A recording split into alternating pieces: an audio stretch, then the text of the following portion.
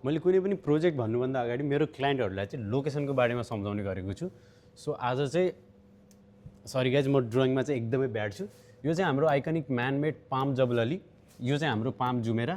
तपाईँको यो चाहिँ रहेको छ शेख जायद रोड र यहाँ रहेको छ अल मक्तुम इन्टरनेसनल एयरपोर्ट, जुन चाहिँ विश्वको सबभन्दा ठुलो र वर्ल्डको बिजेस्ट एयरपोर्ट हुन्छ। यो एयरपोर्टबाट चाहिँ इच इयर 260 मिलियन प्यासेन्जरहरू चाहिँ ट्राभल गर्नुहुन्छ। यहाँ रहेको छ जाफ्जा फ्री जोन, यसमा चाहिँ तपाईँको मोर देन 12,000 कम्पनीहरू अलरेडी एक्जिस्टिङ छ र यसले चाहिँ 50,000 प्लस जब अपर्च्युनिटीहरू जेनेरेट गरिरहेको छ। र यो रहेको छ जबल अली पोर्ट, यसले चाहिँ दुबईको जिडिपीमा 36% कन्ट्रिब्युट गरिरहेको छ। र यहाँ रहेको छ एक्सपो सिटी, यसले पनि मोर देन 50,000 मान्छेहरूलाई चाहिँ काम दिइरहेको छ।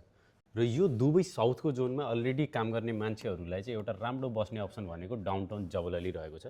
र यहाँ चाहिँ तपाईँको लाइफ फार्मेसी मेट्रो स्टेसन रहेको छ। र यो लाइफ फार्मेसी मेट्रो स्टेसन अगाडिको प्लटमा मैले तपाईँलाई चाहिँ इन्भेस्टमेन्ट अपर्च्युनिटी ल्यायो भने चाहिँ के तपाईँ इन्भेस्ट गर्नुहुन्छ?